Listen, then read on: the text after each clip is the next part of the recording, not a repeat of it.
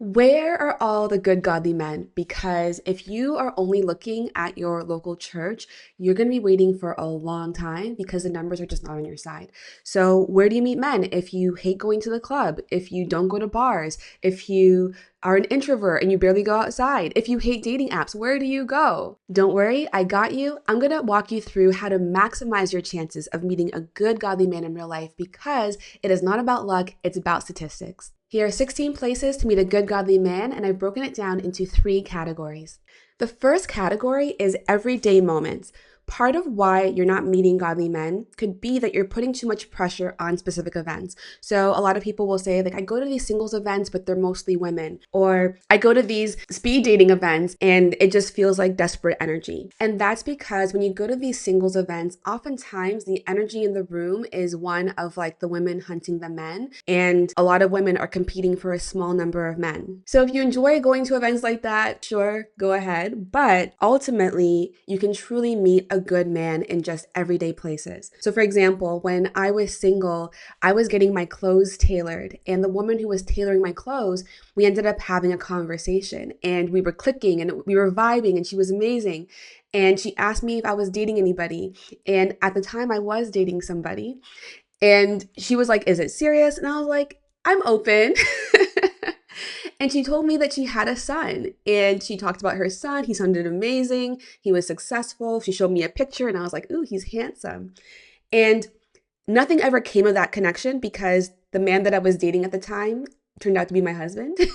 But at the end of the day, I was able to have connections like this in just my everyday moments because of one simple thing, and that is I was ready. In the parable of the 10 virgins, the women are waiting for the bridegroom to arrive, but they don't know when he's going to come. So they have their lamps and they're waiting. 5 of those women were ready and they brought enough oil for their lamps. The other 5 were not ready and did not bring enough oil. They fell asleep waiting for the bridegroom, and he eventually arrived. And when he came, the 5 who were ready went out to meet him because they had enough oil. The 5 who were not ready had to go get oil, and they missed out on the bridegroom arriving. Why am I telling you this? Because many of you are not meeting good men in your everyday moments because of the fact that you are not ready to meet him. Maybe when you're out in public, you are rushing, or you don't make eye contact, or you don't smile at strangers or talk to strangers.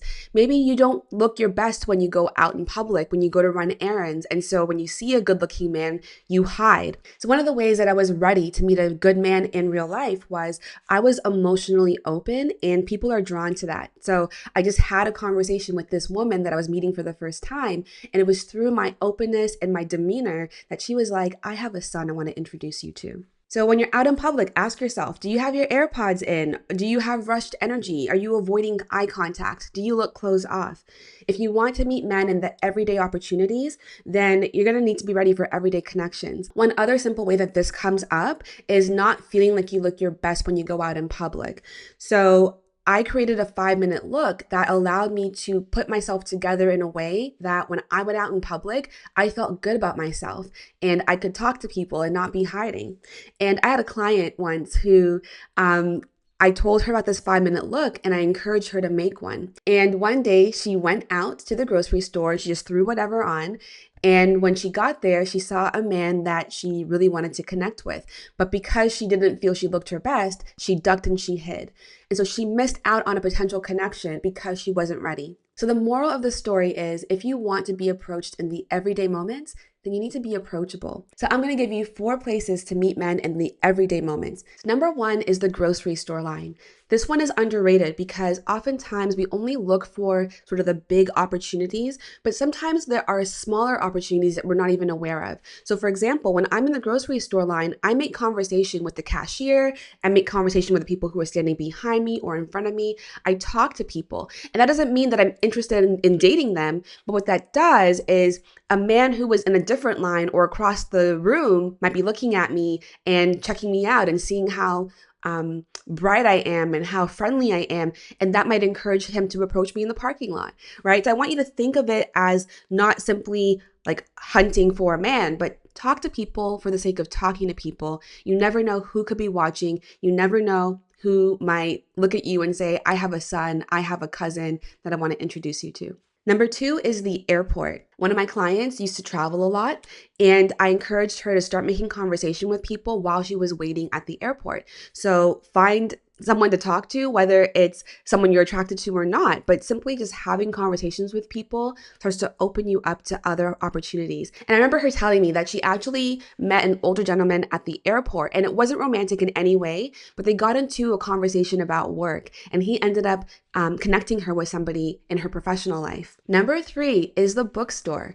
Go to a bookstore and don't just go to like grab a book and buy it and leave, but go and browse and spend some time there. Ask people for recommendations. The idea is that we need to start talking to people.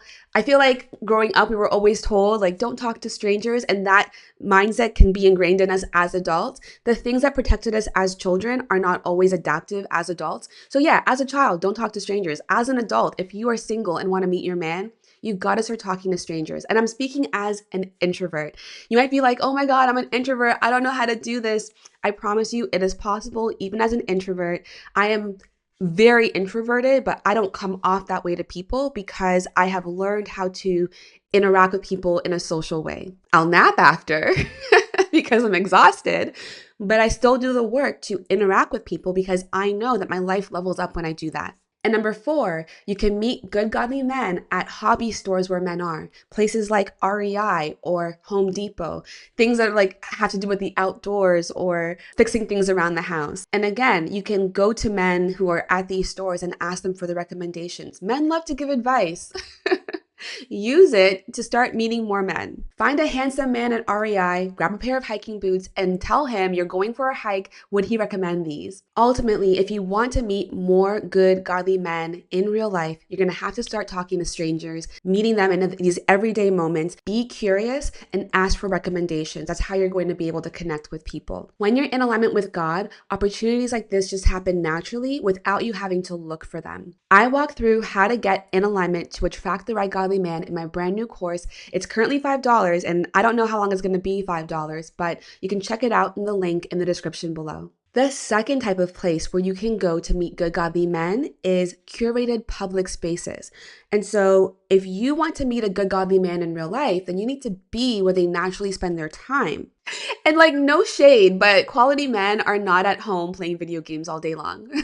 They are building competencies and hobbies, and so they're out there. You just have to know where to find them and go where they go. So the fifth place to meet a good godly man is to join a high-end gym. How do you show up when you go to the gym? Are you just wearing whatever? You know, I'm married and I still like to wear a matching set when I go to the gym. I still, I don't put makeup on or anything, but I will make sure that my hair looks somewhat presentable when I go to the gym. Show up at the gym how you would like to be seen because you never know who could be watching you work out. And when you go to the gym, it's usually a regular habit, right? And one of the challenges with meeting new people as an adult is if you don't go to regular spaces, it's hard to meet new people. Versus when you were in high school, you saw the same people in the same environment every single day. So going to the gym, especially early in the morning, like 5 in the morning or late in the evening, allows you to, number one, get your workout in. And number two, there could be a man who's also got that habit of going to the gym and he sees you there on a regular basis. And because you are now practicing being more friendly and having a 5-minute look and being more approachable, he may be inspired to approach. Number 6, and this is one of the things that I did while I was single, work at a coffee shop near a financial district or a hospital or in a high-end neighborhood. So when I was single, I was a PhD student and I could have worked at home. I could have worked on campus,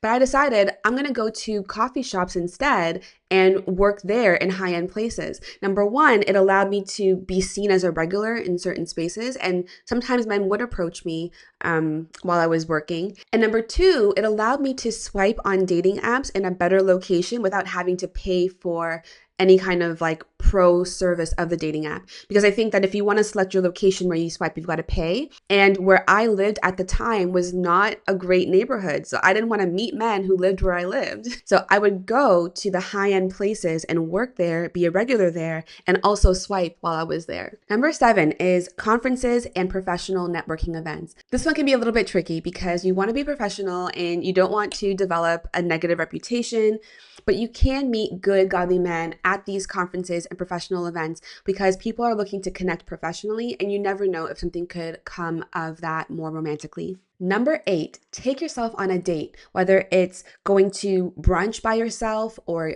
dinner at a high-end restaurant or going to a high-end hotel and having a drink by the bar. But not only does this put you in more elevated environments and sometimes memorable approach, it also levels up how you expect to be treated by the men that you date. Because when I was single, I was not interested in going on a coffee date, in part because I was taking myself to nice restaurants all the time. So I'm like, why would I spend my weekend with you going on out to coffee if I could spend my weekend by myself and go to this really nice restaurant? So yeah, date yourself. Number 9, join a country club. I didn't do this myself, but I've heard women who do this, and it sounds like a really great idea because, again, you're in a curated public space. These are people who are going to see you on a regular basis. There's also a price tag to even get in the door, so it raises your bar for the kind of men that you're around, and your environment really matters a lot. And number 10, take up a hobby. Take a dance class, do tennis lessons, golf lessons. There are so many ways to meet high quality men in real life. You just have to choose what you want to be doing and where you want to meet them. So I get it. If you love to sew, go ahead and join a sewing class, but just know that statistically, the number of men who are in that sewing class is probably going to be low. So you want to find hobbies that the kind of man that you want would be doing. Before I get to the last group of places where you can meet quality men, I want to touch on dating apps. A lot of Christian women are very anti-dating app, and a lot of Christian advice steers women away from dating apps, and I think that's a huge mistake. The reason for that is dating apps are the number one place that married couples are meeting. And I'm actually going to insert a graphic that my sister sent me recently, because if you're not on dating apps, you are missing out on a ton of potential connections that you can be making with some great men. In today's post-Me Too world, most quality men are not just approaching women randomly on the street. Dating apps give quality men a green light to pursue. And they also give you an opportunity to meet men or connect with men that you would never have connected with otherwise. I met my husband on a dating app, and we would absolutely never have met in real life because he does not approach women in real life. And so there are some myths that I want to bust about dating apps, because I think that these myths hold a lot of Christian women back from meeting their person because they're unwilling to put themselves out there at all. So the first myth is that men on apps just want hookups. According to Pew Research Center, men on dating apps are not that different from women on dating apps. So about half of all women who are on apps are looking for a hookup, and about half are looking for a serious relationship. The same goes for men. About half are looking for a hookup, and about half are looking for a serious relationship. So it's not that men on apps want hookups, it's that you're not meeting the men who want a serious relationship, or men are meeting you and not wanting a relationship with you. So the problem isn't the app, it's how you're on the app and how you're using it, and whether you're actually attracting the right kind of man. And I often hear from women who say things like, the men I'm meeting on these apps are just trash. And I'm like, if you're having trouble meeting quality men on dating apps, you're probably also having trouble meeting quality men in real life. So the issue isn't the app. Like I said, I met my husband on an app. Some of my clients have met their husbands on apps. And even my clients who met their husbands in real life, they were able to do that because they were on apps. So the issue that a lot of Christian women are facing is when they meet a guy in real life, they overly attach to him because he's their only option. We need to actually expand our pool so that we can date and evaluate men properly without locking into early on one man. So dating apps help you do that. The second objection that I typically get about dating apps is dating apps are trying to force God's will. And what I say to that is God requires us to co-create with him. So if you sit around just praying and waiting for your husband, but you don't actually do anything to meet him, that's no different from praying for a job and praying for your finances to turn around, but you don't actually send in any applications, you don't apply for any jobs. So I highly encourage women to not just be on dating apps, but to learn how to use them properly to weed out all the garbage that's on there. Because let's be real, there are a lot of garbage men on dating apps. The goal is to weed them out quickly and filter in quality men, which is possible to do. So don't make dating harder for no reason. The majority of singles who are looking for their spouse are on dating apps, or are at least try it at one point, and you never know how God wants to connect you with your person. And so I want to be clear, because I'm not saying like just get on the dating apps and keep doing what you've been doing that hasn't been working.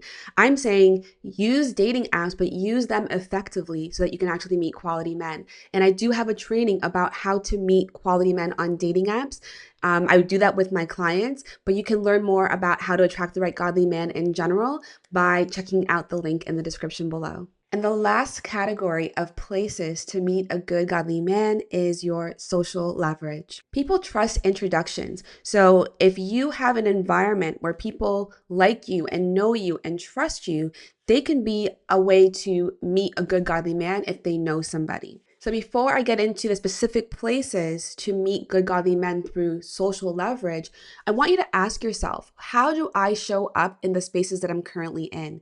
Because if somebody knows a good man, are they going to think of me as someone they want to introduce to that man? Right? So how you show up in your current community does matter. So number 11, tell friends you're ready. After dating apps, mutual connections is one of the top places that women are meeting their husbands. Number 12, ask your married friends or older married couples if they know anybody. Number 13, attend a regular Bible study. You never know who you might meet at your Bible study or who they might know that they could introduce you to. Number 14, volunteer.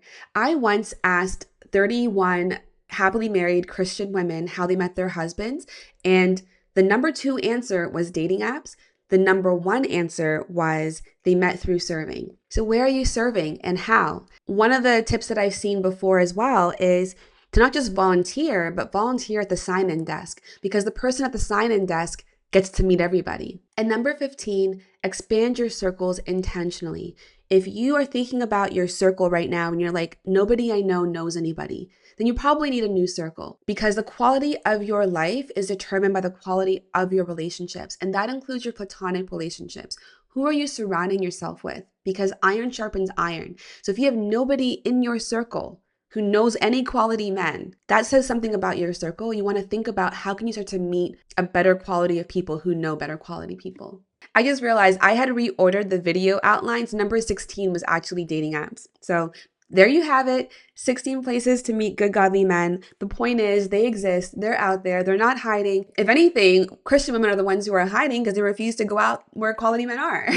I hear this a lot from women who are like, well, he who finds a wife finds a good thing, so he should find me. And I'm like, yeah, how's he gonna find you if you don't use dating apps, you don't leave your house, you don't talk to anybody, you don't smile, you don't give eye contact?